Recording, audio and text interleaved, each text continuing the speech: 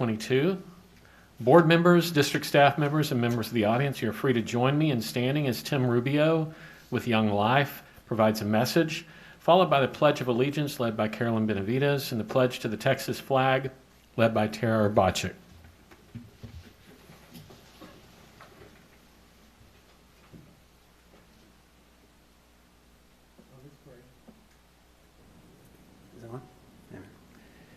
Heavenly Father, we thank you, God, for just being a part of this beautiful city. God, this community, Lord, that you've blessed us with in all of its vibrancy, God, its color and its passion. Father, we're just grateful, Lord, that we are a part of it. But Lord, we ask that with this responsibility of being here and we're leading in this community, that we're good stewards of it, Father God. I pray that we lead well in this city, God. Help our decisions for this city and the school board and the communities of the school district, God, and that God, we are innovative, Lord, that we are wise in our decisions and that we're thinking ahead about the future, Lord. We pray for every child and every family represented in these schools, Lord, those that may be affected by COVID-19, Lord, those that, Lord, we just pray that they remain safe from the effects of that. We pray for those that have been affected by it directly, Lord. God, help us to move forward in a healthy way. Help our decisions and this board's decisions to prepare and to protect this community be wise decisions, God. And I just thank you, Lord, that we have this chance to gather under your blessing, Lord, to think ahead for the future, to plan. And so I pray for wisdom for this board. I pray for concepts, ideas.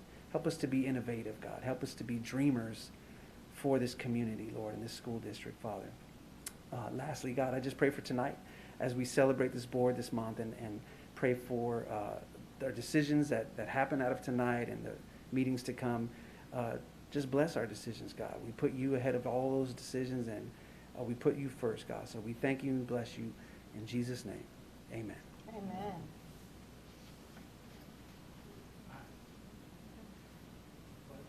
I pledge allegiance to the flag of the United States of America and to the republic for which it stands, one nation, under God, indivisible, with liberty and justice for all. Texas flag. I pledge allegiance to thee, Texas, one state, under God, one and indivisible.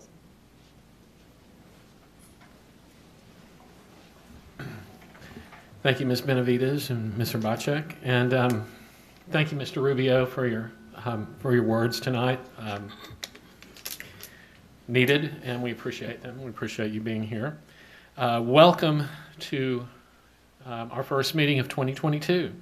We are so pleased to see you all here, and I saw some black, jackets, and I see a orchestral instrument at the front of the room, so I'm anticipating we may have some surprises tonight to start 2022. I'm looking forward to that.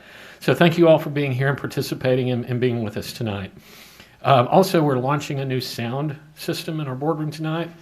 We would appreciate your patience as we work through the new technology. If you hear some squeaks and buzzes and screeches or nothing at all from time to time, just be patient with us. We'll get it worked out. As a district, we dedicate all our efforts and resources to our goal of high expectations for all. The board uses this goal to guide all deliberations, decisions, and actions. You will get to see all deliberations, decisions, and actions of the board in open session, with the exception of some items which may be discussed in a closed session as stipulated in the Texas Government Code, Section 551, commonly known as the Open Meetings Law. These items typically deal with personnel matters, consultation with our attorney, and real estate. For the record, board members present tonight are Tara Bocek, Sally Derrick, Randy Shackman, Cassandra Hatfield, Carolyn Benavides, and myself, Les Black. We constitute a quorum and may conduct business on behalf of the district. Before moving on to the next agenda item, I would like to remind you that the board will accept comments from citizens of the district and from district employees. Anyone wishing to speak, either as an individual or representative of a group, may do so during agenda item number 3, Audience for Guests. Please submit your request to do so if you're interested on one of the forms provided on the table just outside the boardroom door. You may place the completed form in the box provided on the same table, or present your completed form to our administrative assistant, Kim Castagnon. When the board addresses agenda item number 3, which is audience for guests, you will be invited to the podium to speak to the board. Agenda item number 2, special presentations and recognitions, and items 2A, student recognitions, 2B, teachers of the 9 weeks, and 2C, district announcements. I'll turn it over to Don Parnell.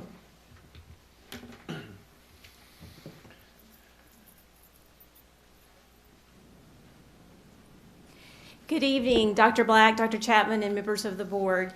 As we begin our recognitions and announcements tonight, first of all, I'd like to draw your attention to the beautiful artwork from Newman Smith High School behind you and in front of you. If you see our Trojans, congratulate them on their creativity, and it's very much a privilege for us to be able to view this beautiful art. As we begin our student recognitions, at this time we're going to honor 2 of our fine arts students for their achievements in all-state orchestra. First, from Ranch View High School is Esther Ping.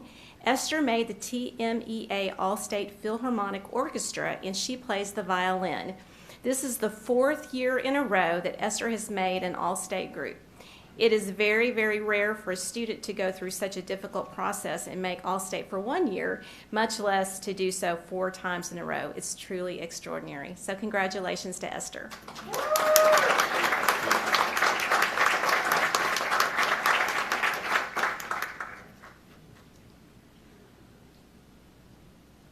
Also, we want to congratulate and recognize James Lee. He's from Creekview High School.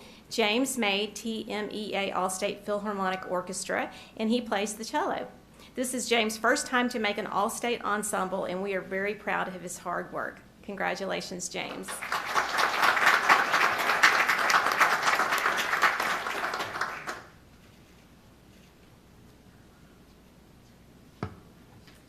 Next, we want to recognize 4 of our educators. Delta Kappa Gamma is an international educator organization that supports educational needs worldwide. There are multiple chapters in the U.S. Carrollton's local chapter is Kappa Phi. One of their purposes is to support early educators with 1 to 5 years of experience with grants to enhance the classroom and the curriculum. Each year, a $250 grant is awarded to educators who express a need to support their students. The organization requests grants from feeder patterns and CFB. In the past, Smith and Turner feeder patterns have been awarded grants. This year, the Creekview feeder pattern was invited to participate. So tonight, we are very pleased to have 4 recipients with us. Also, the organizer, Ms. Vicki Harris, here as well, and we want to recognize her and ask her to stand up in a moment. But as I call your name, if you'll please come forward. We have Haley Moffitt. She's from Rosemead, and she received a $250 for an Osmo starter kit.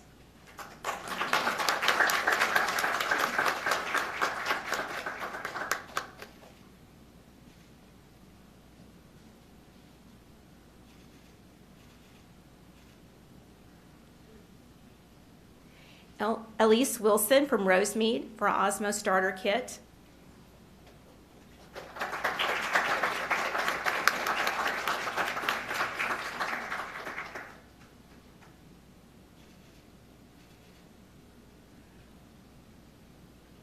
Catherine Lawton, Creekview Solar Scope.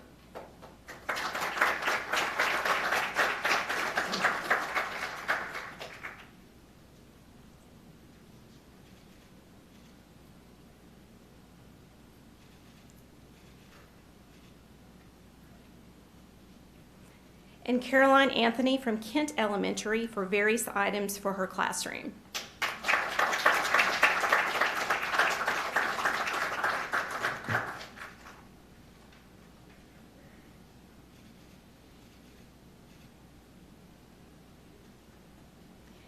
Congratulations to each of these recipients, and thank you, Delta Kappa, for supporting our teachers, and Vicki and your team. We appreciate all your hard work in making this happen.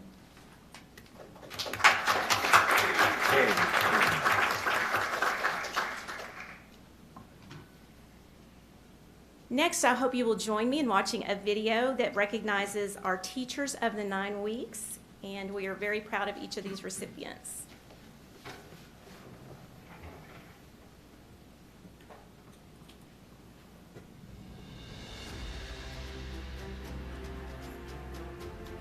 Dawn Fisher, McCoy Elementary. Haley Rock, McCamey Elementary. Daisy McLaurin, McLaughlin Strickland Elementary. Sharon Pugh, McWhorter Elementary. Brian Mars, Rainwater Elementary. Becca Chui, River Chase Elementary. Alan Rodriguez, Rosemead Elementary. Riley Lacombe, Sheffield Elementary. Jill Shafine, Stark Elementary. Sarah Huff, Thompson Elementary. Anna Lackey, Blaylock Middle School. Micah Morris, Barbara Bush Middle School. Amy Bertrand, Field Middle School. And Stacy Jackson, Log Middle School. Congratulations to our teachers of the 9 weeks.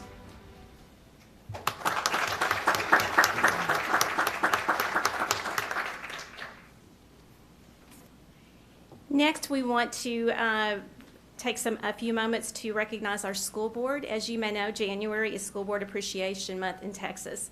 And at this time, I would like to invite Creekview seniors Myvie Wynn and Shemaiah DeGeorge to come forward for a special presentation in honor of our school board.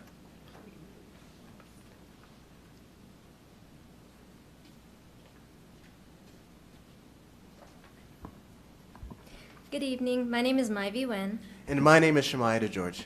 We are pleased to make this presentation tonight in honor of you, our CFB ISD Board of Trustees.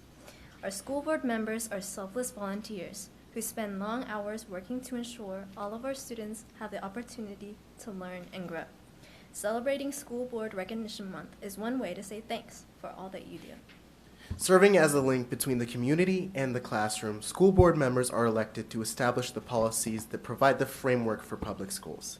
The CFB ISD Board for the Education is responsible for the education and oversight of more than 25,000 students, 4,500 employees, and 38 campuses. On behalf of the CFB students and staff, we want to say thank you for the countless hours you spend educating our students. Now, I would like to introduce the Creekview High School Legends Show Choir, directed by Miss Kelly Pfaffenberger, for a celebratory performance in your honor.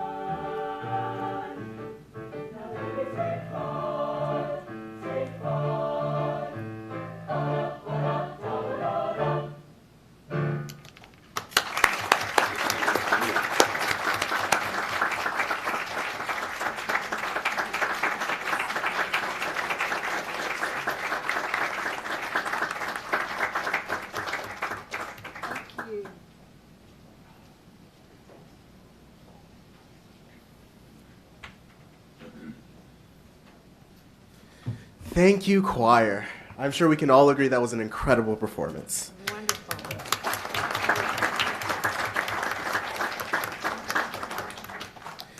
At this time, we would like to ask our school board members to come forward for introductions and photos.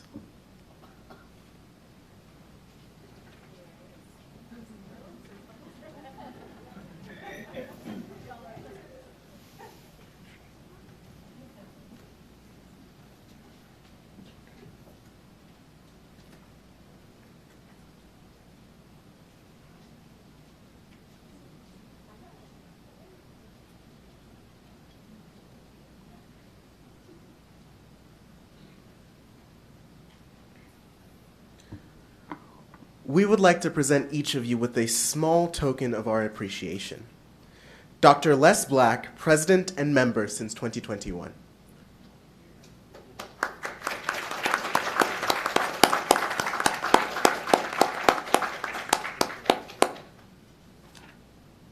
Next up, we have Mrs. Sally Derrick, Vice President and member since 2018.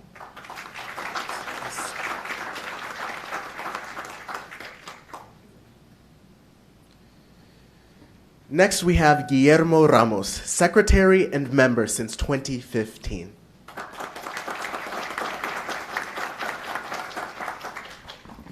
Carolyn Benavides, member since 2021.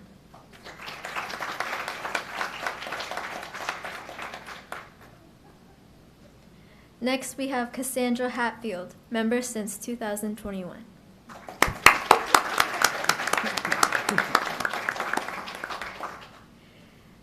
Next, we have Tara Herbacek, member since 2017.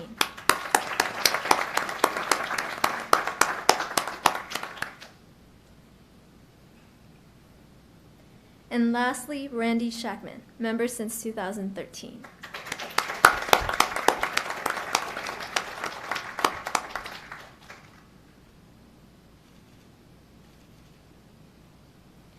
We sincerely thank each of you for your time, dedication, and commitment to our CFB family.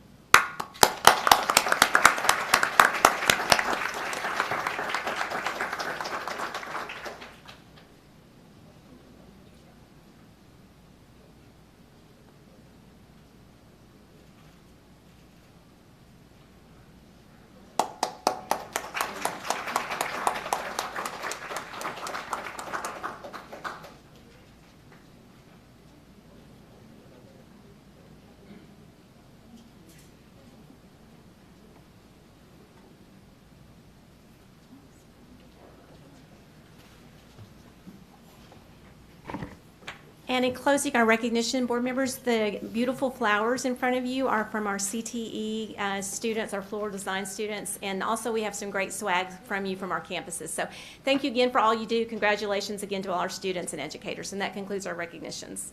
Thank you. Thank you, Ms. Parnell. If our all-state students can still hear me as they're leaving, I just want to congratulate you again, all-staters. For those of you who have not been close to that process before, it's just an incredibly difficult process for kids to get that far, especially in this state. So it's an incredible achievement, especially to do it multiple years running is just amazing. And congratulations to our teachers of the 6 weeks. Thank you for everything you're doing under difficult circumstances. Just keep pushing through. And to Ms. Pfaffenberger and the choir, I think they've already left, but wherever they are, wanted to know how much we appreciated that. There have been times over these last couple of years that I didn't think I'd hear a group of students stand in front of me singing again for a long time, and just to hear live choral music again is a big thing. So we appreciate that, and thanks to Dr. Chapman and everyone else who has acknowledged Board Appreciation Month, and thank you to my colleagues in this group for everything that you do and all the support that you provide, and you're a great group of people to call colleagues. So thank you everyone. Wonderful. Thank you. I'm going to give a COVID update. Okay. New sound system. Turn it back over to Dr. Chapman for for additional updates. Yes, sir. Thank you very much. I want to give a quick update on our COVID and where we are today, and give the community a little bit of information on how do we come up with our protocol, how do we come up with our standards and processes for closures. And so we work with 4 basic statewide and regional organizations. So the first one is the Texas Education Agency, TEA, and that's under the Public Health Guidelines. And you can go on their site, you can look under COVID, and you can click, and you can see all the information, guidelines, processes, rules, regulations that public education has to follow.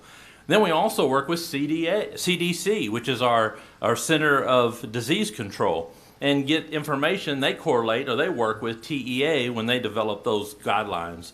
We also work with the Texas Department of State Health Services and Dallas County Health and Human Services. So there's 4 basic organizations that help school districts in the state of Texas to develop those protocols and then follow the guidelines and procedures when we are addressing COVID. So where is COVID today in CFB ISD? Now understand that the numbers that I give the Board of Trustees and where we are today is always a 24-hour lag. But I want you to also understand as COVID cases continue to rise each and every day, and as we have meetings with Dallas County superintendents, with Dallas County, we look at the bar graphs, and that spike is still on the rise, and we're looking to find that peak hopefully in the next couple weeks. But as of today, we have, again, 24-hour delay or a lag. We have 246 employees, all staff, that have tested positive out of 4,053 employees. That's 6%. Out of our teachers, we have 126 teachers out right now out of 1,830, which is a 6.9%. So as you can see, those numbers, I've been giving the board numbers every few days, and those numbers continue to rise each and every day in CFB ISD. We've put out notices on Parent Square. We will continue to communicate with our families. We have bus driver shortages. We have bus drivers driving 2 and 3 routes per day, so you're going to see delays. We've had to change our menus and have a contingency plan with our food service. We have shortages in our student nutrition. We have a technology department. At one point, we had 2 people in the technology department. Maintenance grounds custodian, we're seeing shortages. And so we're continuously working on new ways that we can continue to provide excellence for our students each and every day. So I want to talk a little bit about what's going on with TEA and the Commissioner of Education, and where we are with what do we have to meet in the sense of our obligation for an annual student and talking about instruction in the classroom. We are required to have every student in school 55,600 minutes per year.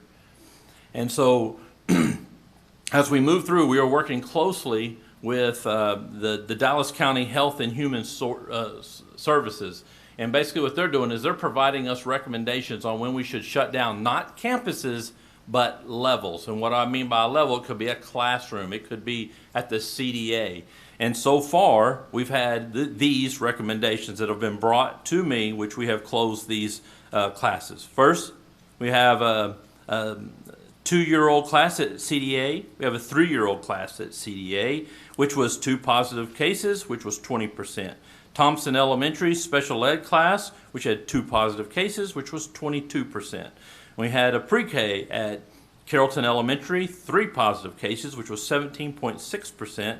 A kindergarten class at Carrollton, which is 25%, and a second grade class at Stark, 5 positive cases, 23.8%. So Dallas County gives us the recommendation that we need to close that level. We do so, and we continue to keep that campus open. So what if we had to close a campus and or district? There's not very many options that are available. We have to, and the commissioner met with the commissioner today as a group of superintendents, and we must continue to make sure we have the 75,600 minutes per year. Right now, we have 2 bad weather days that are banked in our calendar today, and we have, that's roughly 5 banked minutes, so that's 420 minutes equals 1 day. We have 5 banked days that we can then, if we had to shut down. Anything over that, that campus must make up that time. And so again, having 2 meetings back to back, Thursday with the commissioner, we have to make those minutes. That is a rule, and that rule stands, and so we don't have any guidance at this point when we have those closures as we move forward. So we're continuously working with Dallas County. I can tell you they've been a resource for us. They've worked with us. What I want to do too is, I know a board member was asking about, talking points and protocol. So what I'm going to do is I'm going to have some, I'm going to print out all of those protocols. How do we work with our employees if we had to go virtual, and how some of those may need to. Let's say that a teacher has 2 babies at CDA, and then we just close those and she needs to stay home. We'll still work with those supervisors. So I'm going to give you that home protocol that the supervisors give, and all the other information. You've seen this information before. This is not new. We've been down this road. We've been through the quarantine process back in August of 2020. We're just having to bring all of this back to the table. Groups of superintendents have met, and we're staying with those same exact protocols as we move forward in CFB. But I'm going to tell you, as the superintendent, we're going to continue to press the state of Texas to help us and give us some flexibility so that we can get through this process, and give us more than just providing demands that are in front of us that we can move forward. And so I just wanted to give that brief update. I wanted to give the public some information to say that it's not just a small group, the superintendent and executive cabinet, that we're sitting behind a room and just going, we're going to make up these rules and go with them. It doesn't work that way. We have public health officials that are actually helping us with those rules, developing that process, and also to make sure that we as CFB, Dallas County superintendents, and even region as well as state, that we're all talking the same language, and we have this similar processes and procedures in place as we move that forward. So I just wanted to give that update to the board and to the community. Thank you, Dr. Chapman. Questions from the board? Ms. Derrick? Dr. Chapman, can I ask a question? Sure. On the classroom closures, what is the recommendation for how many days they're asking you to close those classrooms? So it depends, but it does. so Okay. they give us, so Dallas County gives us that. It'll say for positive cases, and I'm going to give you those pieces. So if there's a difference if you've been vaccinated, if you've not been vaccinated. Now kiddos, it's 10 days, and so but I'll give you all of that information. And whenever they give us that recommendation, it'll tell us these kids this many days, this class this many days, entire class this day, and it has start date to end date on. So it's on each of those. individualized for each Yes, ma'am. classroom case that's happening? Yes, ma'am. Okay. Yes. And then are we going virtual for that classroom that's being sent home? I'll turn that over to Dr. West, and she can explain what we're doing there. Okay. At this time, we haven't gone virtual for any classrooms, and what we are doing is what we were doing before, is that the campuses worked with the parents, the children, the teachers, because as Dr. Chapman just said, everything is so individualized. Sometimes people are quarantined because they really are sick, and sometimes people are not, and so it's been so different and individualized. What I can tell you is that our campus principals and teachers continue to work with all of the students, and we know that everybody is in different situations, and so our students, when they come back, whatever they've gotten done or not done is okay, because we're going to work with them extra to catch them up. Mr. Shackman. Dr. Chapman, thank you for this report and for keeping us up to date all along. If the worst were to happen and we had multiple shutdown at multiple levels, campuses or whatever, has there been any discussion from TEA and Commissioner Morath or whatever? I know he's the one really driving this full 75,000 minutes. Would virtual count for part of those minutes, or has that been discussed? There can, and so so if you go on TEA site, you go under public orders and you go down to academics, and you'll see Senate Bill 15, and it gives a list of what we can and can't do. And so there's some opportunities for remote learning. And so, but it's very specific on what you can and can't do with synchronous and asynchronous learning. We had a long discussion about that today. And so that's where another piece, we need more flexibility so that we can do those things. And so if CFB ISD, which I'm not going to give my opinion right now, so let me back off. But if schools were to shut down for 3 weeks and go virtual, and then everybody come back in person, we may see different results in the end. And so we're making some hard conversations on what we can do. But right now, here we are. Our teachers are stressed out. Our teachers are doing the best that they possibly can. And we cannot go back to last year until we have kiddos in the classroom and kiddos virtually. You know how we did that for a year. That's too hard on everyone. And so we can't do that. But that's part of that asynchronous and synchronous learning. We can't even take off and then break off and say, these teachers, you're going to do virtual.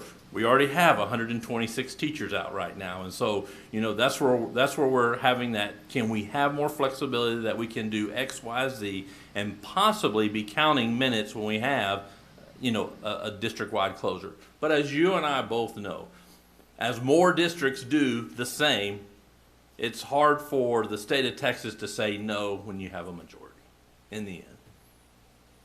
So we'll see what the future holds. We're still having conversations literally daily. Oh, for local control. Not just here. Other questions, comments from the board? Ms. Benavides? I was wondering, on the class where there's 3 kids and 22%, were they at home, sick and tested, or No, they were or at did they school. expose the kids? Okay, They so were the at whole school. class. Yeah, they do it by percentage, 15%, and then we close that. The recommendation for closure. Okay. And these are small classes. That's why you Right. say, if you say 2 and it's like 20, what? Right, It's that's small what I wrote classes. down. Okay, wonderful. ma'am. Okay, thank you. Anything else from anyone? Questions? But again, I'm going to give you some FAQs. I'm going to give you the protocols in writing so you're not having to go search for it, and give you our processes and procedures of what we've done in the past. So just so you have it in front of you in a hard copy. Okay. Well, thank you, Dr. Chapman, for that update, and thank you for everything, and to the team, everyone out on the ground, all the people in the buildings for just doing what needs to be done and to try to keep school in session. So we appreciate all that you do, and we know it's an exceptionally difficult time right now. Let's move to 2D, which is our update from PTA. I believe Ms. Castillo, Cindy Castillo, is here to represent the PTA.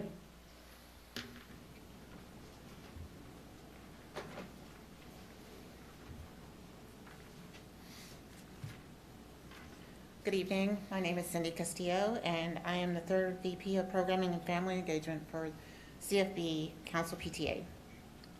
I hope that you all were able to join us last night for the reflection ceremony.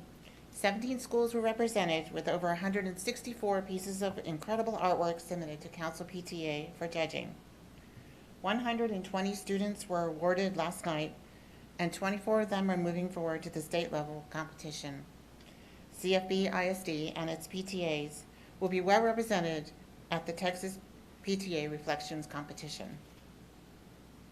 We were also treated to an exciting demonstration by the world-famous Harlem Wizards. Check them out on our Facebook page, as we did a Facebook Live of their short performance last night. They're a fun and entertaining basketball team that will be playing against 25 CFB staff members at our community event on February 19th at Turner High School. Let's take a look at what the Wizards can do. If I can find my mouse. Since 1962, the Harlem Wizards have been raising the roof, having fun night after night. It's time to laugh, time to turn up. Watch as the Wizards put a whole new spin on basketball, a community-wide party, and you might even get a chance to dance with a Wizard. Side-splitting comedy for you and your family, so bring your whole family. Even grandparents have a blast. In high school, don't worry, we've got dunks. We got some of the greatest dunkers, the greatest tricksters, the best entertainers in the world. And watch as we do it versus your team of teachers, local celebrities, having fun, bringing the good vibes. This is the most interactive show in the world. You can get some cool souvenirs and get them autographed by all the Wizards, and you might even become a Wiz Kid. Don't wait, get your tickets now. Go to harlemwizards.com. Don't be the one to miss out on the fun.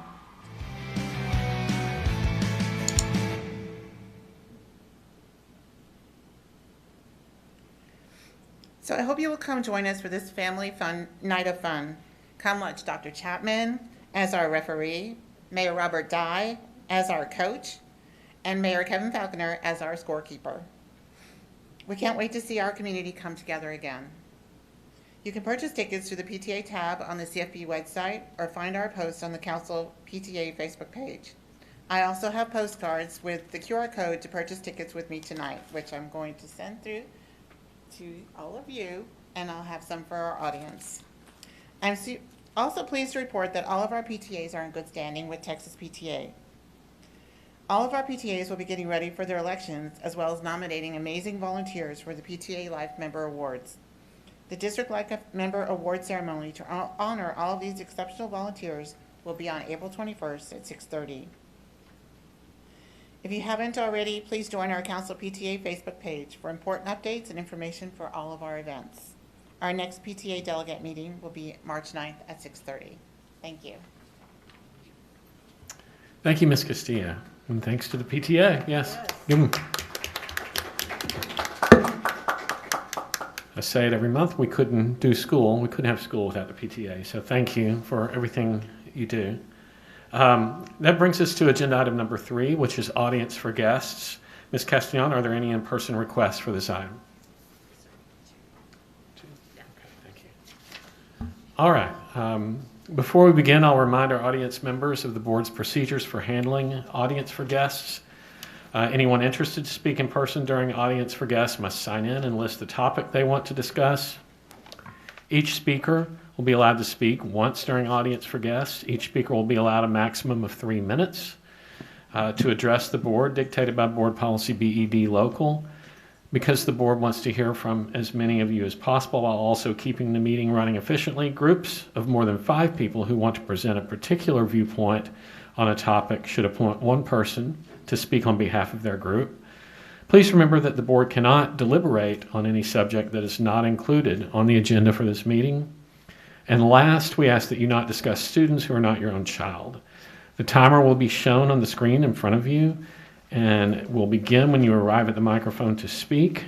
Again, the speaker's presentation will be limited to 3 minutes. So our first speaker is Mr. Riker Exum.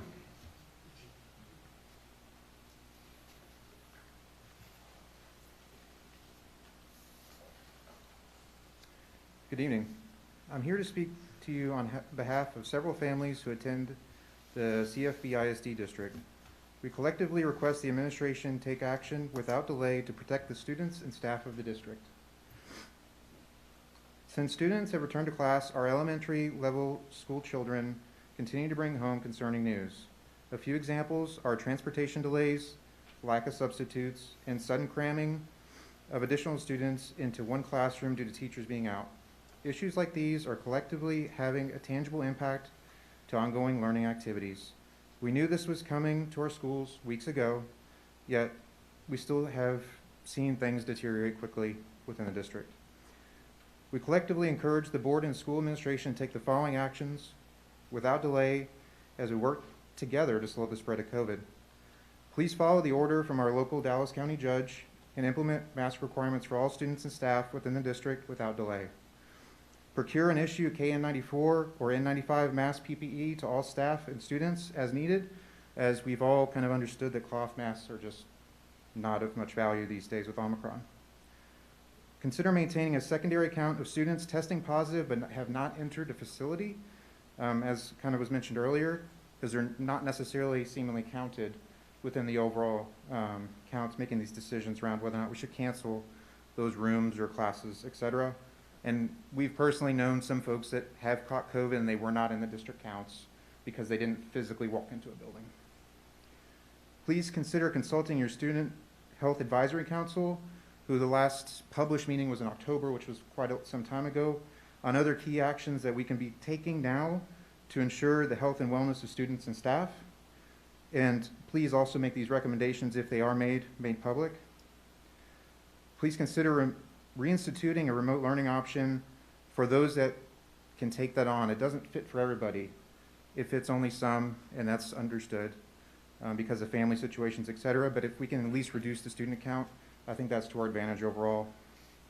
and it's painful. I mean, splitting kids up and what have you. Please consider canceling or delaying large indoor gatherings such as this to prevent outbreaks. I mean, it's just, it makes sense right now.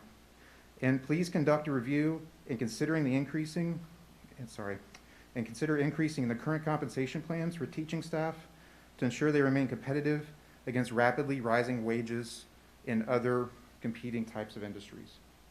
Thank you. Thank you. Thank you, Mr. Exum.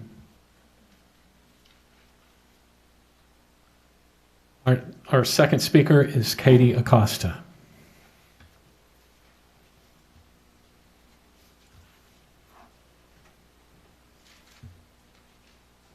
Hi, I wanted to say that I appreciate an update as kind of what's going on, and my notes on that have now made my speak a little bit off. But I was here at the beginning of the year to express my health and masking concerns. We did not sign up for the virtual option because at a meeting here, you all voted that you were going to err on the side of masking as student safety was a priority. Since then, masks have been made optional, quarantine requirements have loosened, and cases have increased and continue to increase. The virtual option has now been removed, putting more kids into each classroom. As you said, there aren't enough subs to cover the absences, and for example, my daughter's class was divided and sent into other classrooms, exposing more people and more contacts. The same day that my daughter's teacher was out, 2 of my son's teachers were out. They had a paraprofessional and the guidance counselor coming in and out because swapping to cover one class because there was only one sub for the grade. We are one of the smallest schools in the district, and we have the highest number of cumulative COVID cases according to the district COVID website dashboard. I've received 2 close contact notices in the past 2 days. The kids are dropping like flies. 27 positive new cases according to the dashboard in the last 24 hours being added. I know my son's class has 3 kids that I personally know that are out right now for COVID, but only 2 of them are counting because one's still out from Christmas because it keeps going through her family. Today my son received 41 emails with resources and assignments for classes from his teachers. He thought it was hilarious. I'm quite sure that his teachers don't feel the same way. When do they have time to get all that together and send things out for the kids that are absent? Why is there not a virtual app teacher for each grade level to help those teachers out? Why are the teachers being forced to email the assignments out for everyone on top of what they're already doing in class? And who is available to answer student questions on these assignments? We don't have anybody synchronously there to take questions on. We need to mask everybody. I know it's not perfect, but it's something. We need to provide masks for those kids that don't have them. Our school has said that they don't have any more money for PPE, so you're just screwed. If you don't have a mask, sorry. We need to support the teachers. They are drowning, and instead of helping, we're dumping more students and more work and more things for them to do. I don't have an answer to what this is, but when your house is on fire, you don't ignore the alarms. Thank you very much. Thank you, Ms. Acosta. And thank you to our speakers for being with us tonight and being willing to speak. We appreciate you. We'll move to agenda item number 4, which is our non-action items for discussion. And 4A is our equity and inclusion update. So, Dr. Chapman, I'll turn it over to you. Yes, sir. At our last board work study, we had a brief presentation to talk about our equity audit. And so we talked to Dr. McLeod and asked her if she would come back and give us an overview of the equity audit and really what are we doing with equity and inclusion through this entire process. And so we were very blessed that she said she would come tonight and address the board, and so I'm going to turn it over to Dr. McLeod. Thank you. Good evening. Are you able to hear me okay? Thank you, Dr. Chapman, for the opportunity To President Black and Board of Trustees, I hope you have an incredible Board of Trustees Recognition Month. Seeing the students perform today was just a reminder of why we do what we do. Thank you for your governance and the policies you put in place for all of us. And during these hard times, Dr. Chapman, thank you for your leadership, because I know it's not easy. So with that, I want to share with you some of the work that Carrollton-Farmers Branch ISD has done in the name of equity and the call for equity.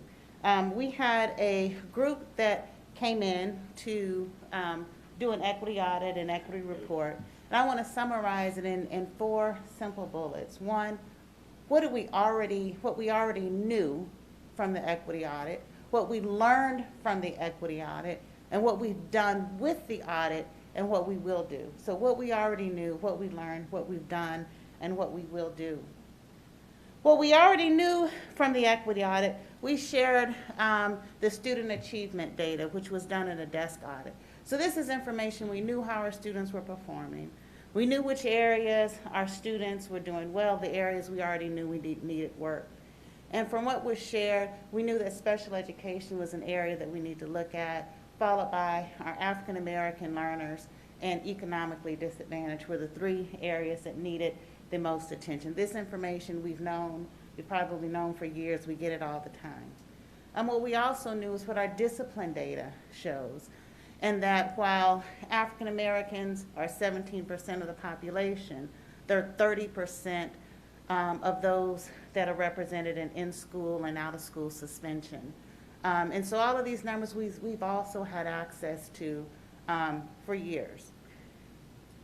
We also knew what our demographics were for the school district. We knew what our ethnicities represented were for students, for teachers, for administrators, for central office leadership. We know there's areas where we already have enough representation, and there's areas where we can actively recruit other ethnic populations to serve the district. That information we knew, but what we learned, things that came from the equity audit. Some of the accommodations, one of the questions staff were asked in some of the interviews are, what are the greatest strengths for your district? And some of the things that they said, one that stood out loud and clear was the content, the PD, and the coaching. So the professional development opportunities, what teachers have access to, has been one of the things they really celebrated. Some of the things that they said were, the district-led trainings are very informative, and simply the professional development opportunities are on par. One educator elaborated, the greatest strength of my district is growing professional development that is offered for teachers who are wanting more growth in their field. They said the support from different instructional coaches has been pushed as a resource for teachers that they can rely on, that they can count on. They said the greatest strength of CFB is in how the staff is trained in professional development. This doesn't necessarily include equity, but in how to teach content for each department. They said CFB teachers are well trained in how to teach their content at their school. So the professional development opportunities, that calendar of events and access has been one of the things they said are very strong in the district. The other thing that they said was strong was the administrators and the principals. Specifically, they praised the leadership of their principals. They said our principal leadership is great. The school administration team goes above and beyond to answer any questions I have and to make sure that I'm doing okay. The greatest strengths of the district are the principals at the campuses. Most have clear goals and in mind with actionable data to work with. The principal and the staff know the students by name and their stories. This helps with communicating with other teachers who have challenging students. Another thing we learned from the equity audit, one of the things they said the district does very well are the wraparound programs and services. They talked about how stellar the programs are offered, that they offer a wide variety of specialized programs and academies. The district is aware of the needs of children, the needs that they have outside of the classroom, the resources that are available to help both the student and the teacher, and offering a wide variety of programming to students, being resource rich when it comes to social services. So this was another area that staff really celebrated and commended what the district was doing. The most common area of commendation addressed by teachers was a climate of mutual support among teachers and staff. And I won't read all of these quotes, but basically they feel like there's a community of care, there's support for each other, their willingness to work together to solve problems. And this is straight from the horse's mouth. They say, I feel our district is family oriented. The staff, the teachers, they collaborate well for one common goal, that's student success, both emotionally and academically. So these are things that the district did exceptionally well in the equity audit. Some of the things we learned, there were opportunities for growth. And as I go through these points that show opportunities for growth, one of the things you'll realize when the equity audit really reveals with accuracy the needs of the district is you're going to see some of the things that they want to grow in are reflective of what the data has shown already on the things that we already knew. And so one of the things they said is the awareness and inequities remains limited as the opportunities to discuss and address. They acknowledge that there are some existing efforts to better understand students, and they say, we know the district is actually working on this now, but they want to better understand the needs of their students in all ethnicities. Basically, they're saying, we want to talk about it. We want to learn about it. We want to know what to do, and we're not having enough discussions. The other thing that they said, an area of opportunity, is instructional equity. And instructional equity means how we instructionally plan, how we affirm, and how we support all students. And one of the things is we just don't know enough about culturally relevant teaching. We want opportunities to support students who are receiving special education. This was one that really stood out. And if you look at what your data showed on your student achievement, special education was one where students, there's room for growth. And they're saying, we want to know how to do it. We want to know how to be effective. They want staff development. They described as having limited equity knowledge. They just don't know. And they don't have enough opportunities to learn and grow.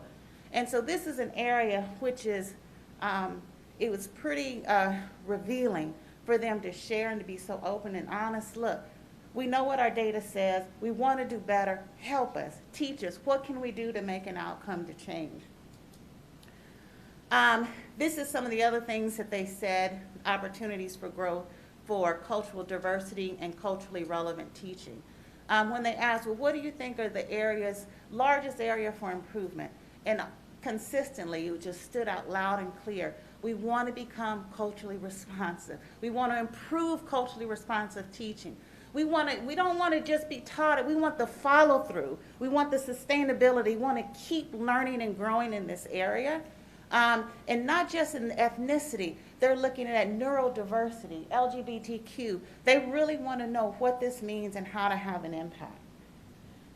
What we also learned, educators raised concerns about the limited number of special education teachers. They want to be able to accurately impact students who have learning differences and different learning needs. And they want to be equipped on how to teach them in a way that delivers outcomes and impact. One says, we just need more SPED programs to cater to the needs with students with cognitive disabilities. Another one said, I'm a new hire. I wish there were more activities that I can include in this department. Basically, they're just saying, we want to grow. We want to learn. We want to grow. We want these opportunities to grow to be supplied for us. And through this, we interviewed 310 staff, 150 students, 580 surveys were deployed, and almost 7,000 secondary students were employed to help give us a holistic picture of what the district cultural climate looks like in those needs. So what have we done with the equity audit? Now that we have it, what things have we done? And first of all, I just have to celebrate Dr. Black, this board, really picking this up head on. Because a lot of people, it takes courage to be able to be vulnerable and to say we need work and what work we need to do. But what we've done, once we started this work, Dr. Chapman had the vision. He attended a conference and he said, I want to bring this back to our district. I want our district to be able to do this. This was before we even had an equity audit. So this is him just understanding the data. And so the first thing we did was we did a training with senior leadership first. And I'm saying this to say the way that you do this, it influences the outcome you will produce. If we start with teachers, you're not going to have the buy-in if principals aren't already on board and senior leadership isn't already on board. So we started with senior leadership. We did a training specifically for them. Following that training, we did a training with every single teacher in Carrollton-Farmers branch. We were in the height of the pandemic, but the work did not stop. And so we did it, you all hear me, virtually with every single one of them across the district. And it was phenomenal. We had active engagement, even though it was an online environment. They were charged up, they were responding, they had independent discussion groups in small forums. So after we did the training with all of the teachers, their principals were a part of that. The next step, we did it. Now this is another step that I have to again applaud Dr. Chapman, because not a lot of districts dig deep. Some of them want to check the box and say we had this equity training, look, everybody see. But Dr. Chapman said, no, I wanted to penetrate the surface. So after we do this training, I want something exclusively for my principals. I want my principals prepared to lead in a culturally responsive way. And so we had individual coaching sessions with every single principal in the district. And so we took time each session with each principal. We spent probably at least an hour or so just individual coaching. The value and the benefit of that. When you're doing a workshop with a large group of people, it's easy to hide behind a face and become invisible. But with one-on-one, you can't run from me or hide from me. And with those one-on-one sessions, they were gently confrontational, but we had to stop pretending like we knew everything. We had to stop pretending like we were doing everything right. And when those moments of transparency and we got to that crux of vulnerability, they're like, okay, you're right, I don't have it all figured out. What do I need to do different? And that's where the growth comes. And the willingness of the principals to grow.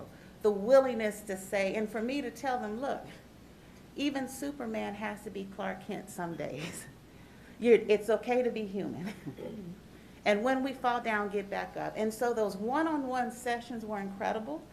We had some principals that were further along in understanding what cultural relevancy and cultural competency means.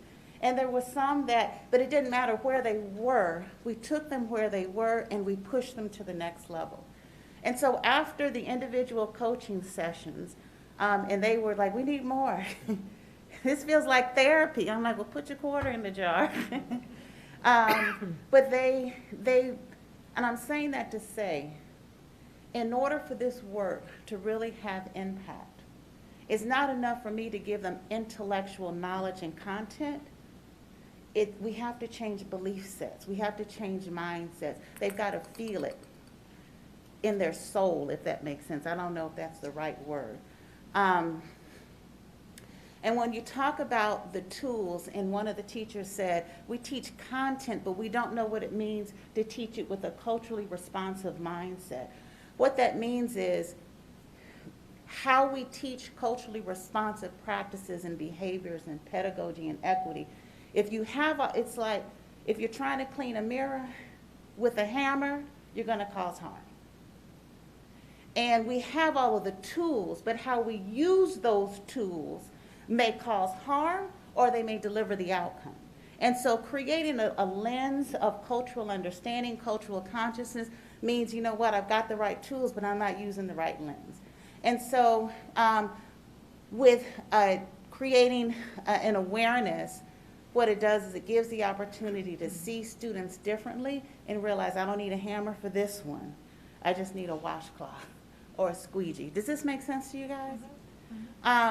Beliefs drive behavior. So we have to change the belief set to change the behavior. Intellectual content is not going to be enough. They already have all of that. They already have PD. They already have training. But how we use that training and execute that training is based upon our belief and our mindset. And so after we trained coaches, we went to the board and we trained the board. We wanted them to understand the experience of the teachers, the experience of the principals. And then after that, we did additional training just with principals. I think we had maybe 2 or 3 sessions at this point, only with principals, to continue to sharpen the saw on what they do and how they understand the impact of who they are and how who they are influences how they lead the schools in the environments that they're in. And following that is what we'll do moving forward with the equity audit. We met with a community team and we did a training with them in preparation to deliver a long-range plan for how we continue to develop and sustain culturally responsive practices, culturally responsive instructional equity plans on a long-term basis. So we did that training maybe a month or 2 ago, and I think Guillermo, one of your board members, attended that one. And with that training, the first thing we do is just get everybody on the same page. What does equity mean? What does culture mean? What does race mean? How do we pull these two apart? What does it mean when we're trying to create a plan? We created a common level of understanding, so it's one vision, one voice, one direction, all of us moving forward. What we'll do next, we have 2 more trainings to really emphasize the skill set, mindset, and how that's executed with building principles. And then we'll do additional trainings to ensure the district has the support that they need to build a long-range equity plan. And with that, it gives you kind of an overview on what we learned, what we are doing, what we will do, and the things that we already know. And the things that I've shared with you that you saw from the teachers saying we want to learn about special ed, you saw that reflective of the data.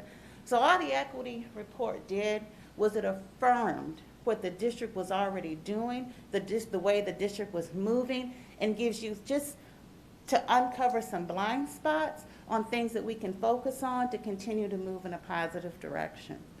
And with that, I'm finished. Thank you very much. Board members, comments, questions? Ms. Derrick. Dr. McLeod, thank you for all of the work your team has done for our district over the past, I would say few months, but I think it's been longer than that at this point. So my question is, we're developing this long-term plan. What do we do as a district to not just have that be paper, in writing? Do we revisit this every so often? How do we make sure that this work continues to be relevant and continue to move forward into the future? Because things may change. What we're looking at right now may be different in a couple of years. What are your recommendations? Thank you. And that is an incredible question, Sally. I appreciate it. My recommendation would be, as we're building the equity plan, we build the checkpoints in the plan on when we go back and revisit, what our goal would be that we want to reach, and then we'll understand if we made it or not. But the thing about it, and Dr. Chapman is more of an expert on this than I am, when you have a strategic plan, you also realize that it's a revolving plan. And the plan you all had before COVID, you've had to probably change that. And to know that this is what we want to do, but if we see that we're way off, we need to do something different. We don't keep going if we know we've hit that roadblock. We need to rethink. One of the things when you talk about trying to solve problems is realize you may not be able to solve a problem, but you can create different behavior patterns that put you on a different lane. And so building that into the plan and then having a gatekeeper who continues to move that. What I've also seen in other districts is the community equity team, they'll come together quarterly. And they'll continue to look, what are we doing? How can we help? And the last thing I'll say is this, and I'm so glad the district really included the community in this, is in order to create the type of pivots and momentum that you want to, you can't operate as an island. And to have the input from those family members, those parents, those religious leaders who also want the very best for their children. It gives you kind of the momentum and the energy to know we're in this together. Thank you, Sally. That was great. Thank you. And I feel like, you're still available in the future, right? You're not going to just like break up with us and leave, right? He has me on speed dial. Okay, good. You know, and just for that moment, I have to say, Dr. Chapman, seeing your students up here, you almost forgot we were in a pandemic. I mean, it was just so beautiful. And it's just a reminder of why we do this work, so these students have the best life opportunity we can give them. Yes, Ms. Benavides. Thank you for that report. That was very, very thorough, and I'm happy. I'm so glad to see that we have such a family unit here. When you mentioned the neurodiversity, I graduated in '83. So from '83 to 22, there's a lot of difference.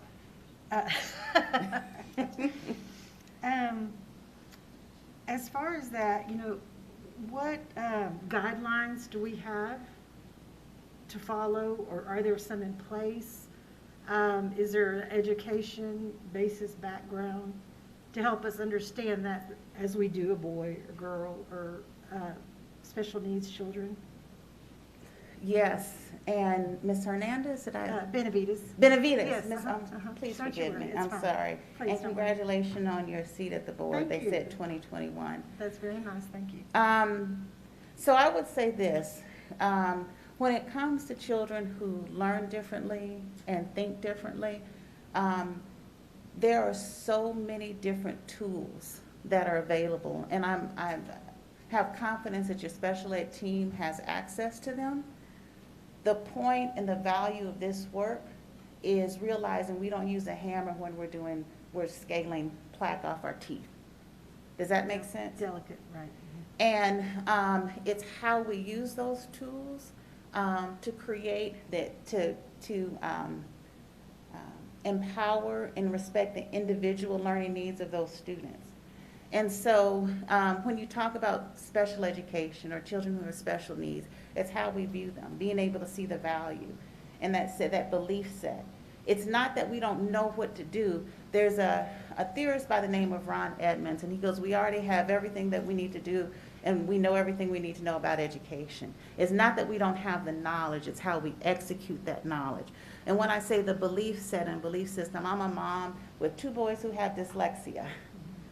And it's the realization that they're not learning deficient, they're learning different. Does that make sense to you? Yeah, absolutely. And to be able to, a principal said to me, well, how do I teach children like yours that are African American and male and learning different?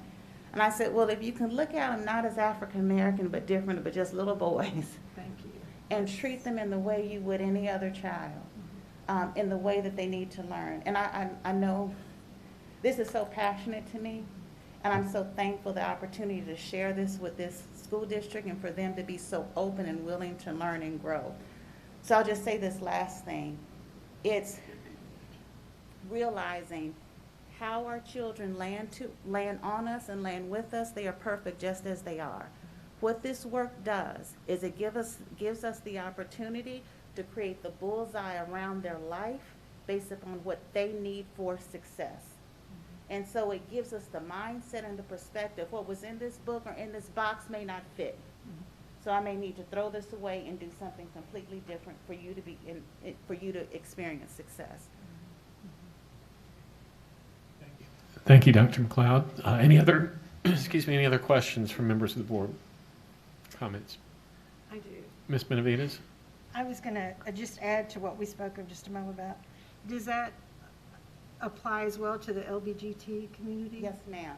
Yes, ma'am. Because that would be another 83 to 22 is completely. Yes, ma'am. In the work, the one thing that we do, that we teach, we talk about the difference between culture and race. And we separate those two. And I'm saying that LGBT is like a culture. And we have the opportunity to change how we behave to ensure that everyone has the opportunity to experience success. So what we do is we try to teach with the lens and the framework to look at people as humans that may look differently, that may love differently, that may speak differently, that may have an accent, may have different height, different weight, different melanin in their skin, and different financial backgrounds and incomes. And regardless of all of that, we put all of that to the side and we look at what do you need. I don't care who you love, what you look like, how you speak, whether English is your first or your last language. What is it that you need? So we're teaching to look from a humanistic viewpoint rather than one that stratifies based upon other characteristics. That's wonderful. Does that Thank make you. sense? Oh, absolutely. Thank you. That's wonderful. Thank you. Anything further from the board? Dr. McLeod, thank you for joining us tonight and sharing your work. This is important work, and we know what we knew going into this is that we had numbers that we needed to address, and we've just got to make sure that we're doing everything we can to serve every student who walks in the doors of a CFB facility and give them equitable treatment and a high quality education. And so we appreciate you being here and sharing with us tonight and the work that you've done. Thank you. Thank you.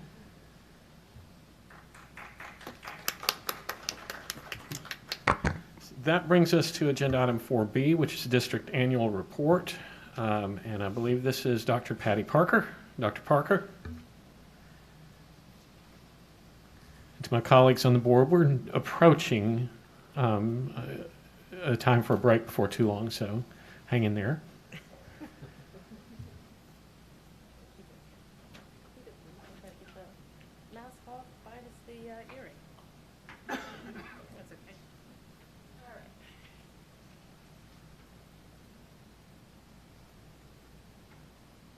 Okay, this evening for the board, you have a copy of this presentation. It's under the blue header here for your district annual report. We'll be presenting it here on the screen, but you also have a hard copy to be able to use and reference as we go through tonight's presentation.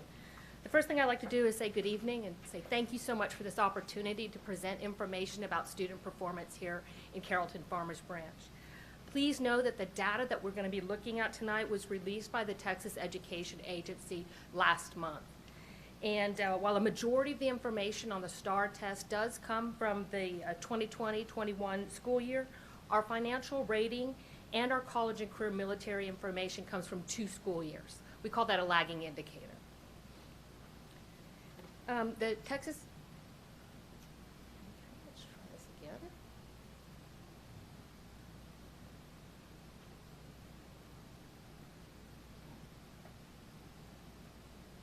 All right.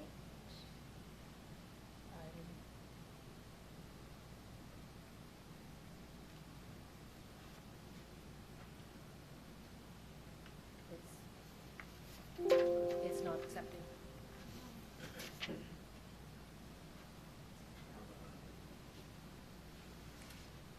I don't know if it could be because when it got changed over, perhaps.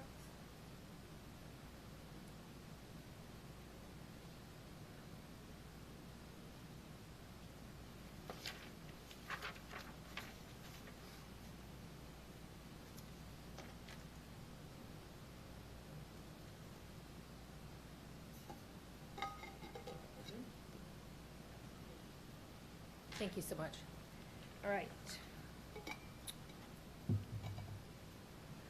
Let's start again here. The Texas Education Code requires our Board of Trustees to publish an annual report and hold a public hearing on information provided within the Texas Academic Performance Report. That's known as TAPER. This year, Carrollton-Farmers Branch Independent School District will hold a public hearing virtually beginning at 5 p.m. on January the 24th. This will take place during our regularly scheduled District Improvement Council meeting. Tonight, we're sharing with the board and those that are present in attendance information related to this annual report as well as the state's accountability system. Each year, school districts are assigned 2 ratings, one on public school finance, known as FIRST, and another based on academic performance. Last year, CFB earned a financial rating of an A, which is the highest score based on the 2019-20 financial standard reports. Our district is accredited and meets all standards required for public schools as required by the Commissioner of Education. With regard to academic performance ratings, given the continued impact of COVID-19, all districts and schools across the state of Texas have received a label of not rated, declared state of disaster for the last 2 school years. While the A through F rating system was waived for last school year, STAR participation and performance rates were published in TAPER. The 2020-21 Special Education Determination Status of Needs Assistant is being addressed through our continued work to reduce disciplinary removal rates in the classroom. And before we begin diving into the data that was recently released by TEA, let's look at the profile of our students and staff in CFB last year. Our district serves students from age 3 through 21 across 35 campuses and 3 education centers. In 2020-21, we enrolled 24,806 students and employed 3,358 personnel, of which 68% were professional staff. A majority of teachers, or 59%, had over 5 years of classroom experience. Last year, the starting salary for first-year teachers in CFB was nearly $5,000 above the state, and the average teacher salary was $4,000 above the state average in the Texas. The demographic profile shown here of our student population has remained relatively unchanged for the last 5 years. Regarding student enrollment by type, we saw a slight increase in economically disadvantaged students from 64.4% in 2020 to 67.6% in 2021. Our English language learner student group increased from 32.2% to 33.4%, and students served by our special education program rose from 13.1% to 13.6%. In Carrollton-Farmers branch, safety is one of our top priorities. Last year, there were only 6 mandatory expulsions in our district, down from 42 in 2019-20. Our Department of Safety and Security is continuing their work on the Safe Entrances Initiative that includes video intercom doorbells, exterior cameras of the entire entryway, and secure vestibules. While we have 1 campus remaining to have their interior set of double doors completed, we anticipate it should be finished by the end of this month. Now, all other campuses have updated their main entrances. Additionally, security officers and school resource officers support all of our campuses in CFB. Now for an update on state testing results. The preliminary scores from last year were initially shared during the September 2nd school board meeting. At that time, information on remote versus in-person learning was not available. TEA released some of this information on December the 17th, and we anticipate more will follow in the coming months. This slide shows the type of instruction based on a student's eligibility to take a STAR test. A student is eligible to test if he or she is enrolled in a tested subject area, or if the student is identified as a retester for our end-of-course STAR test.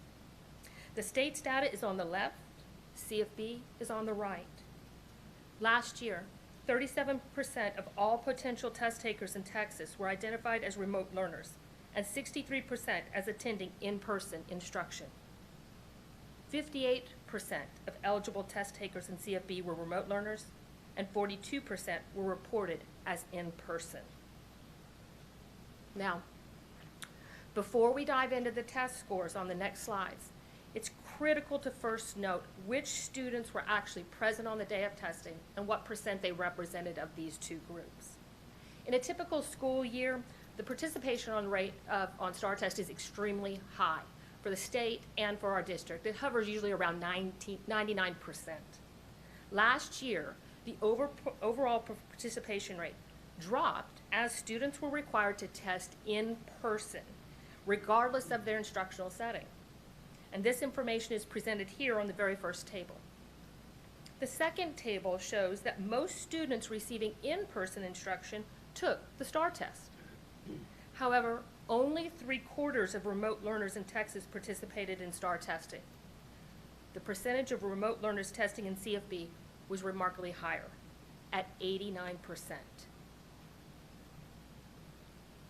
These graphs here show student performance on STAR grades 3 through 8 and the end of course test combined across all subject areas and all grade levels.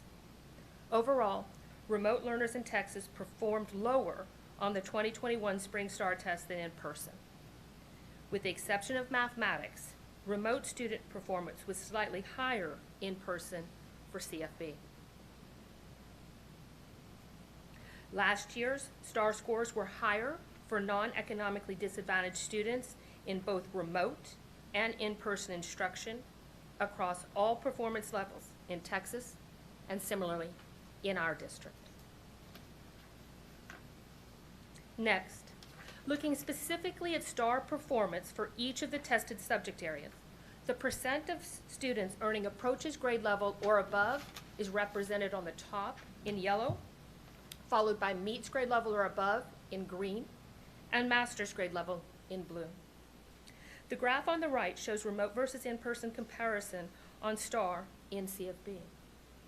In reading, student performance was somewhat similar, with 62% of in-person students scoring at approaches grade level or higher, and 63% for remote learners.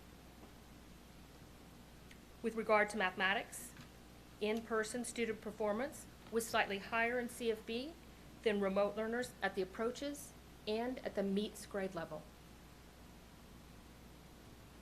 On the science STAR test, remote student performance was slightly higher in CFB than in person in each of the 3 performance levels. Lastly, remote student performance was higher than in person on the social studies STAR test in CFB. Now, as I shared on a previous earlier slide, not only were a higher percentage of eligible test takers in CFB remote learners, but a higher percentage of our remote learners came to school to take the test. And that's a very important critical point to know. Turning our attention now to graduation rates. As shown on the 10-year trend line, CFB has sustained growth since 2011, when the graduation rate was 89.3%. The 4-year graduation rate for the class of 2020 in CFB was 94.4%, and this is above the state's average of 90.3, and the region at 87.7. College and career military readiness includes coursework taken by our graduating seniors while they're enrolled in high school. This would come through maybe our dual credit, our advanced placement, our career technical education, and our college prep. It also includes college ready factors such as test scores on the TSI Accuplacer, SAT, or ACT.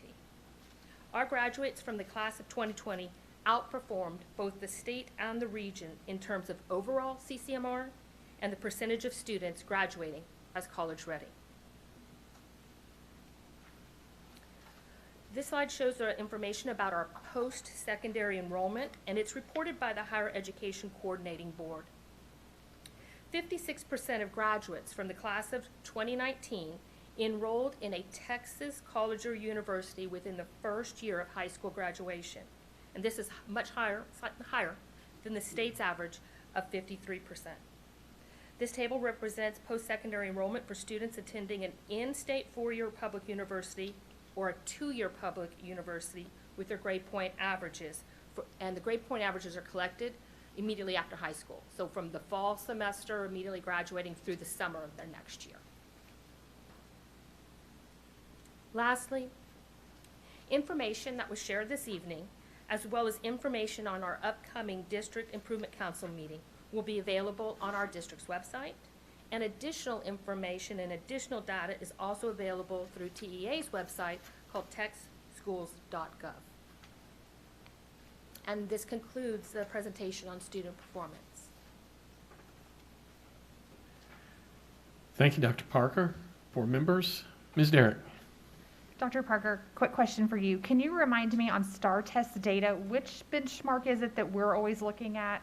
So there's the yellow, the green, the blue, approaches, meets, or masters. Is it the green in the middle? It's actually, for our benchmarks, we're looking at approaches grade level or above, which is yellow.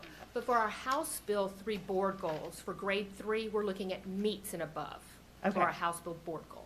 But that's only House Bill goals for grade 3. Grade 3. and For reading and everyone math. else, we're looking at. Approaches grade level or above. Okay, thank you. Ms. Benavides. When you spoke of one school that needed the security, was that rainwater? No, ma'am. It's it's the one that is under construction. What's our? Those are the doorbell security front doors. The vestibules are constants around the admin area in addition to that one. And we have. Yes, ma'am. The security improvements we were talking about there were the doorbells and the front door security with the buzzers.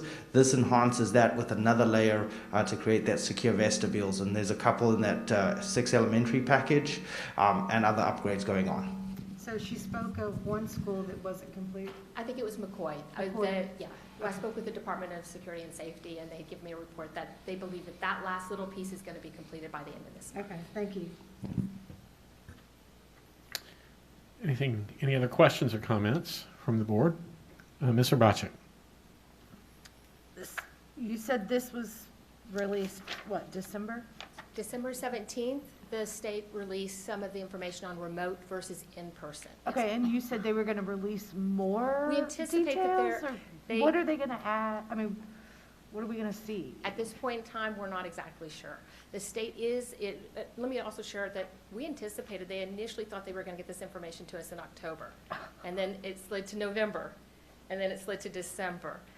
However, one of the things they have done is all this information, the remote versus in-person, just last Friday, they placed it onto their website so anybody can see that information. We don't know if they're actually going to begin looking at the percent of attendance in terms of remote versus in-person. On the slide, you'll see that they define remote instruction as slightly over 50%. So that makes it very difficult to use this information to make any correlation of information because, for example, many of our students were remote during the fall semester and maybe a couple weeks into January, and then returned to school for a bulk of the 3rd and 4th 9 weeks. That student would still be coded as a remote learner, even though they had spent 40% of their time in person. So we're not exactly sure what they're going to be sharing beyond. I do know that at the end of this month, there is a TASA conference at Midwinter, and there's a potential that some information may continue to be released at that point in time. Okay, and then just follow up, I think it was in September, we were talking about our winter assessments because we expected to see the improvements, there, because I don't want to only focus on this, of course. When can we expect to see those? We'll be completing our winter map testing the 2nd week of February. We're actually in the process. This is our first week of administering our map assessments. Okay, perfect. Thank you. Appreciate it. Ms. Benavides. Thank you. On the student enrollment by program type, the difference between 2019, 20, and 2021, is that the economically disadvantaged COVID have something to do with that? Or how do they get to that figure? It's on page. Yes, it's on slide 7. Yeah. It's on slide 7. I think part of it is not just COVID, but the economic well-being of Texas as well as the community at large. We do know a number of students are enrolling in CFB. I mean, it has a great reputation for serving the needs of all of our students. Plus, there are some students that live with poverty, and the program provides the free lunches and some of those other things that assist students, as well as waivers down the road if they were trying to go into a college or university. Plus, we're making concerted effort to ensure that we're supporting all the needs of our students and our families and being very active to provide those opportunities through this program. That's wonderful. Thank you. Anything else from the board? I'll practice a little wait time. Okay, Dr. Parker, thank you very much for this presentation. It's interesting, new information to be able to look at this split out with remote and in person. For whatever it's worth, understanding there may be some limitations there, but But we appreciate your time tonight. Thank you.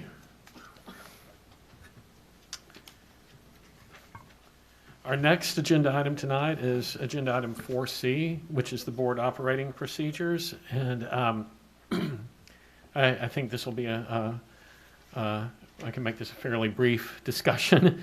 But for the board, I'll just start by saying that you may or may not recall that we put together a subcommittee of Ms. Derrick and Ms. Hatfield and myself to look at our board operating procedures and do some updates on the board operating procedures. And we had our first meeting in December, and it didn't take us that long in that meeting to reach some level of consensus that maybe what the committee wanted to do was something a little bit more than just some minor edits and updates. We had seen the superintendent share with us a number of other documents from neighboring districts of board operating procedures that members of the committee had studied and looked at in advance, and found some of those to be some of the features of those other documents to be appealing to them. And as we got into it, we began to have some dialogue about whether or not we should be embarking in a complete rewrite of board operating procedures without coming back to the rest of the board, and having some discussion about that, about what that would entail. So we decided to bring this back and make this a discussion item tonight. So I may at this point turn it over to either Ms. Derrick or Ms. Hatfield to talk a little bit about your impressions from that meeting and your thoughts about what we might some of the things we might want to do with the board operating procedures. So would either one of you like to go first? I'm looking at Ms. Derrick or staring at the computer screen at the dice next to me at Ms. Hatfield. Ms. Hatfield, I see you put your hand up. So why don't you talk to us a little bit? So I think one of the things that we saw as we were going through were some very minor edits and things that we think is fixed for consistency. But then there were some other things like, for example, new board member training and procedures, that we felt like there were some more broad changes that could be made to really enhance that area of the board operating procedures. Also with our elections for board officers. And I think there were a few board operating procedures from a couple of other districts that really stood out to us as like, that's a really interesting thing that they put in there. And it made us kind of question and wonder, really as a whole, what does the board think? And so I think that my takeaway was that we really value the continuity and the group buy-in of how we operate and our procedures and how we work together as a team of 8. And so we felt like going through a process more collaboratively and using some additional resources might be very, very beneficial for the board and also help us all gain some cohesion, especially since we have numerous board members that are newer to the board, and really dive into the board operating procedures. Thank you, Ms. Hatfield. Ms. Derrick, would you like to say anything? I'll just second what Ms. Hatfield said, and I really think that the most eye-opening part of this for me was looking at all of the other sample board operating procedures from other districts. There's a lot of districts in our area that it looks like recently, based on the dated material we got, have done a lot of work with their operating procedures, and there's some good stuff for us to consider. So that's where I think we got to this point where we realized this may be a bigger project than we had first thought, and that's not exactly what we were tasked with originally. So that's why we decided we needed to bring it back for everyone to know that, hey, we'd love to consider some of these other board operating procedures and maybe look at doing a total rewrite of what we have and really enhancing it, like Ms. Hatfield said. One of the things that happened, Dr. Chapman was kind enough to sit with us in the meeting, and he saw that the conversation was headed in that direction, and he interjected with some suggestions and some procedural things about how we might undertake something like this. So, Dr. Chapman, would you like to say anything about that? Sure. So if the Board of Trustees as a whole decides to redevelop the Board of Operating Procedures, then then I would suggest we bring in a third party, and a third party that's somebody that works on board operating procedures, that can give us a template. The subcommittee did give 2 samples or templates that they would like to see.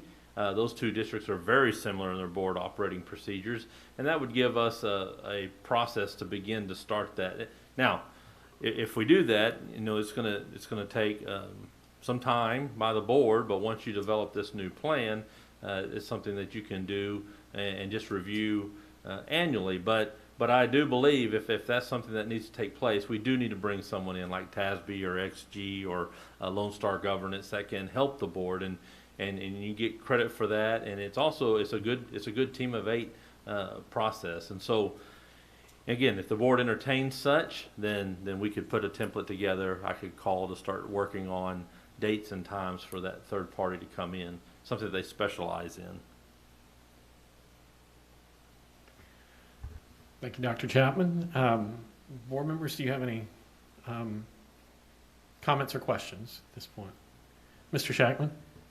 First, thanks, Dr. Black, Ms. Hatfield, and Mr. Derrick for getting involved in this and leading that. And I appreciate your thoughtfulness in looking at the thing.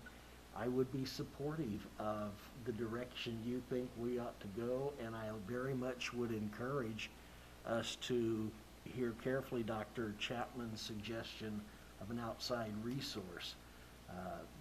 Having been through several processes like this with nonprofits, that would be an excellent tool, and committee, thanks for bringing that to us, and I think it probably is time. I don't know when these were initially developed, and obviously there's been modification, but I think we are at a point, and I think we have a board that is careful and thoughtful in the way they want to act and proceed, and I think this would be a good time for us to establish some of those new directions.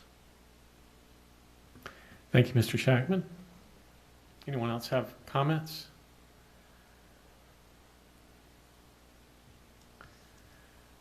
Okay.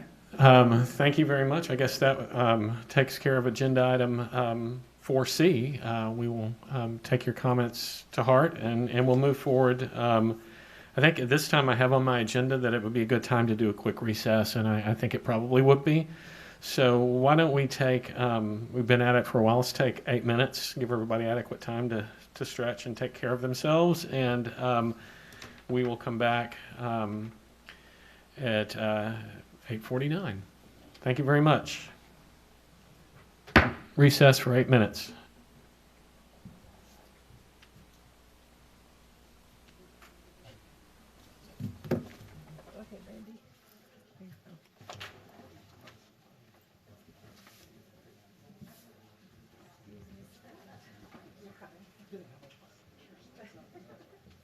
We're following Cassandra, not you.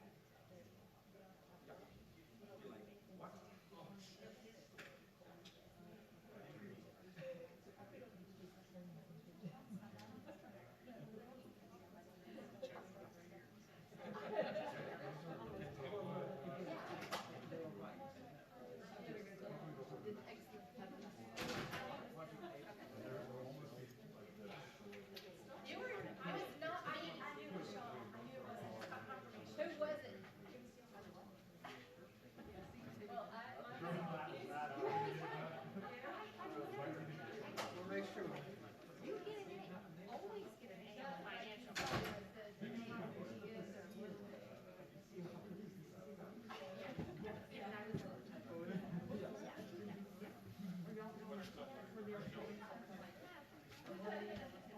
Rocky start.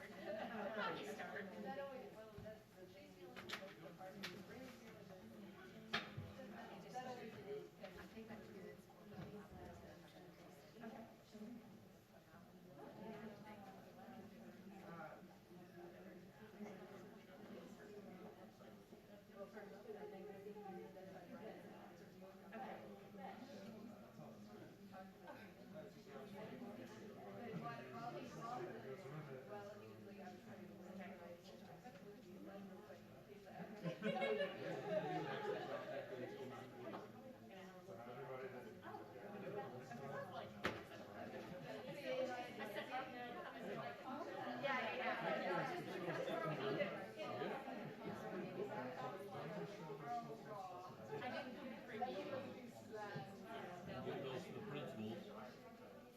We did.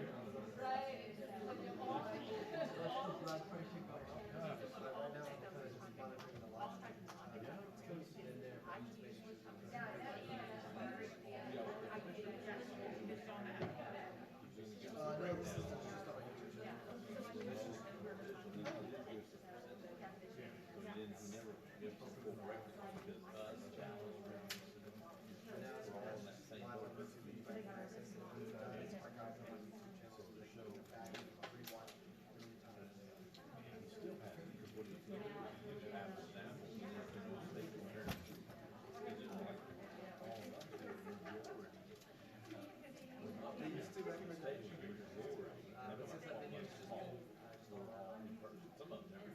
Just sort of.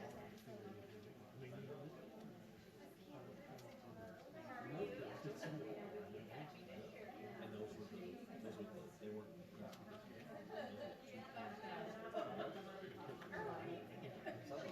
But it's just so skewed and we can't. So I just wonder, this demographic profile of a typical remote student is the same. Right. That's what we want to know. And see how we actually compare with our peers. And they still want to say so now right now they just got it all together. So like see that's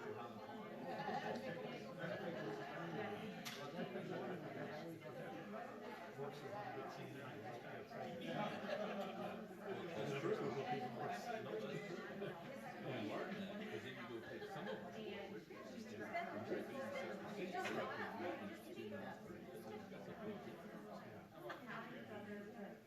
normally where you get a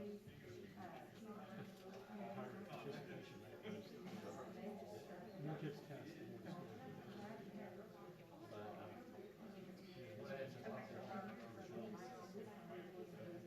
It's just, there's just so much noise.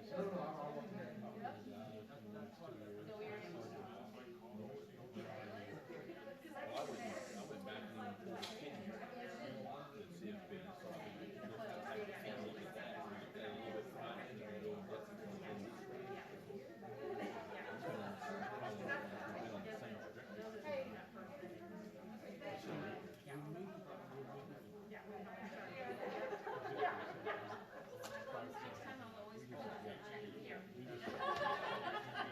Can you see me? Is that everybody? No? Oh, go on that side? Okay.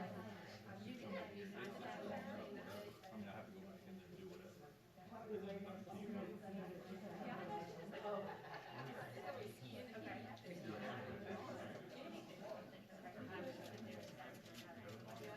How are you doing? Oh, there I am. Hi. How's it going? Good? I'm okay. The kids? Yeah. Are the kids okay? Evelyn. How old is she? They're all in attendance. They're not in there. 9. And I've got all of them. So is it, So. I mean, we've got, so people are just like people that I know have families. So, Yeah. did she get it at school? Well, yeah. Yeah. So, and then I don't feel good. But I tested negative so far. Oh, good. Well, Vitamin C. You got it, Gary. Okay.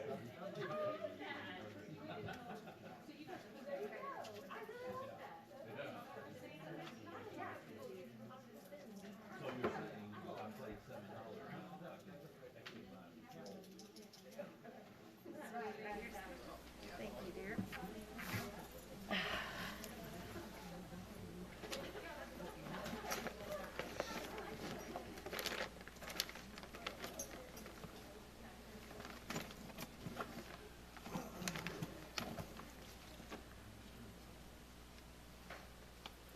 So I didn't realize it wasn't on YouTube. I mean, no.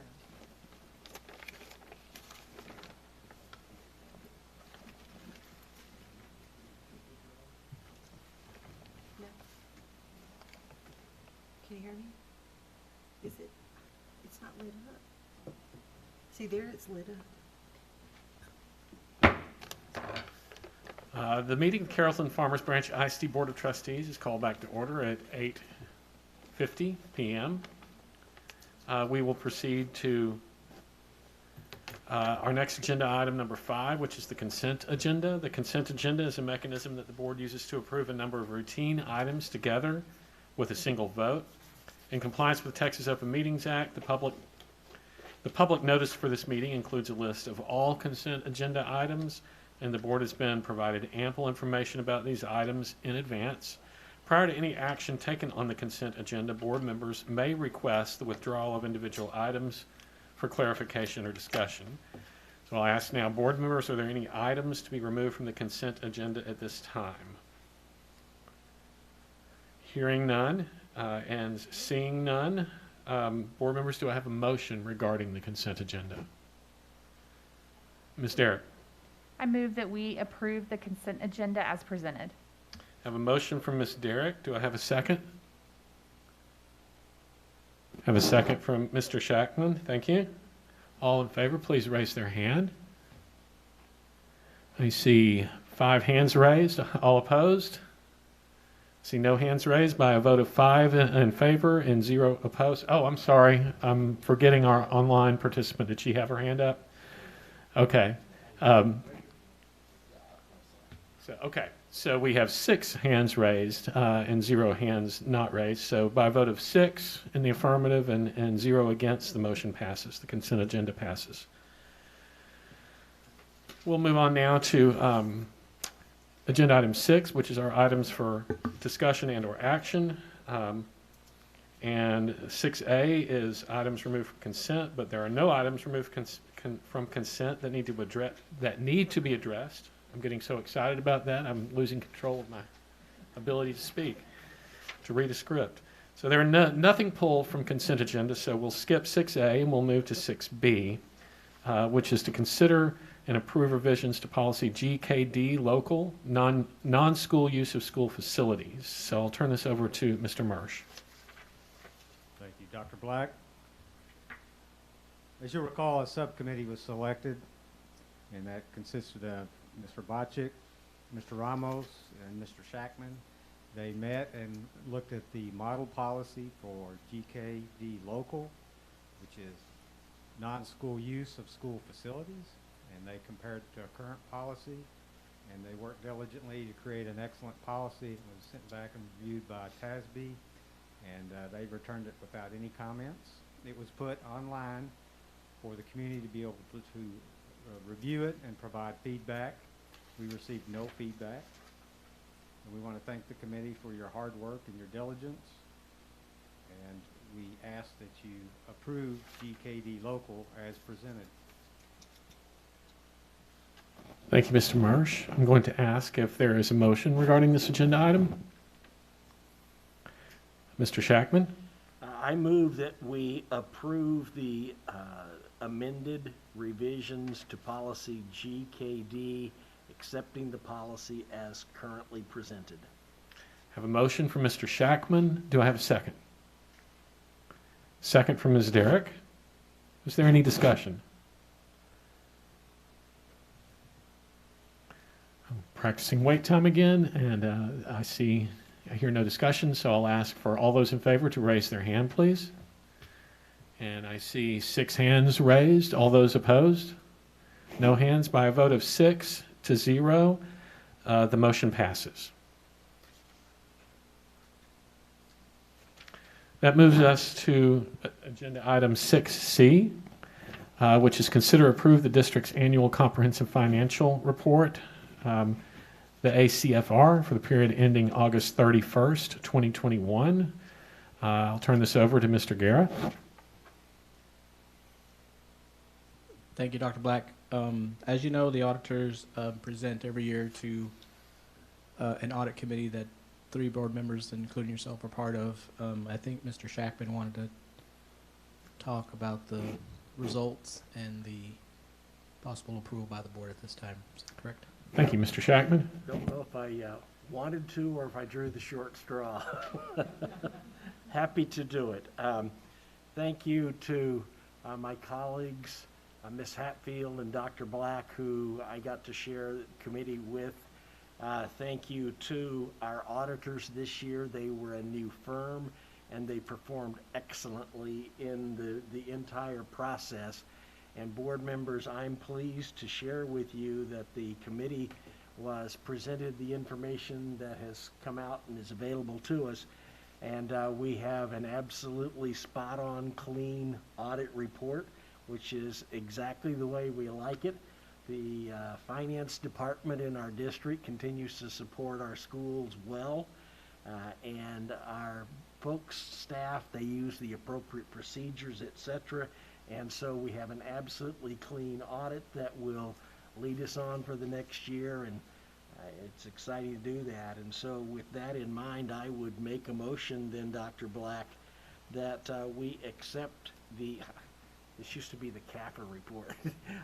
We accept the ACFR Annual Comprehensive Financial Report as compiled by our auditors and presented to our district as it has come to us. Thank you, Mr. Shackman. We have a motion from Mr. Shackman. Is there a second? I see Ms. Hatfield's hand go up on the computer screen. We have a second from Ms. Hatfield. Is there any discussion?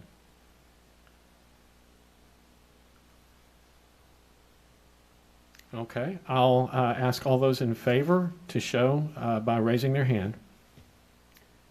And I see 6 hands raised in favor. All those opposed? By a vote of 6 yes and 0 no, the motion carries. All right, that brings us to agenda item 7, which is closed meeting as authorized under Texas Government Code, including but not limited to Section 551, consultation with attorney, 551.072, real property, 551.074, personnel matters, 551.076, security devices, 551.082, school children, district employee, disciplinary matter or complaint, 551.0821, personally identifiable student information, and 551.084, investigation. Item 7A is conduct the superintendent summative evaluation. Audience members are welcome to remain in the boardroom as board members recess and move into room 4 for deliberations. The time is now 8:58.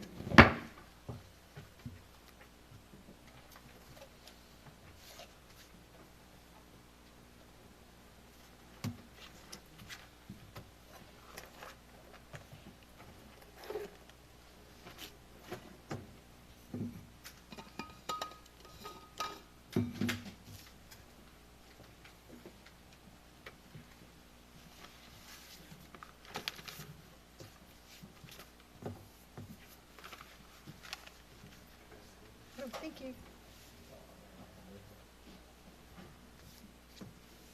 Not here? Is that like a shorter break?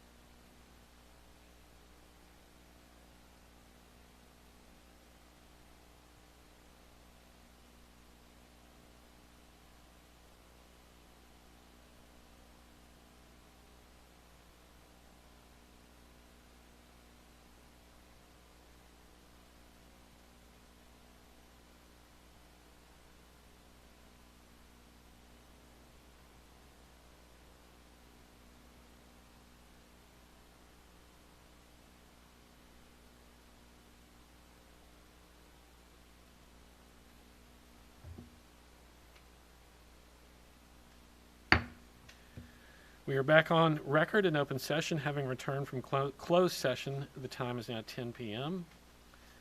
Does any board member have a motion?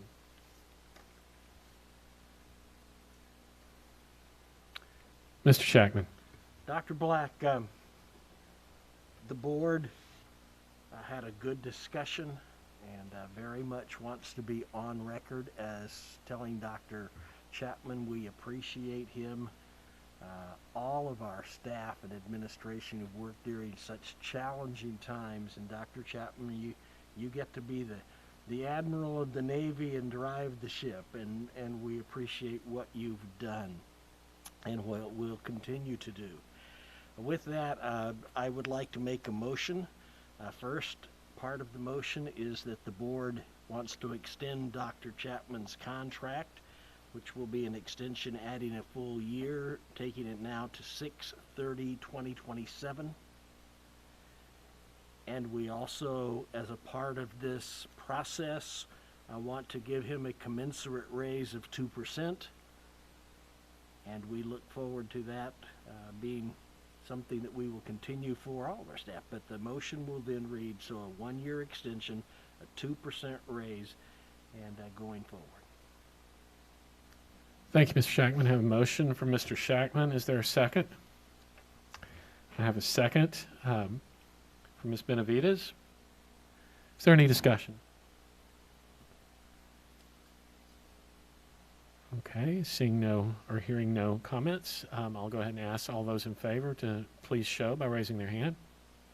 I see 6 hands raised. All those opposed? By a vote of 6-0, the motion carries. Thank you very much. We'll move to agenda item number 9. Comments from board members regarding posted agenda items. Board members, do you have any comments you wish to make at this time related to tonight's posted agenda?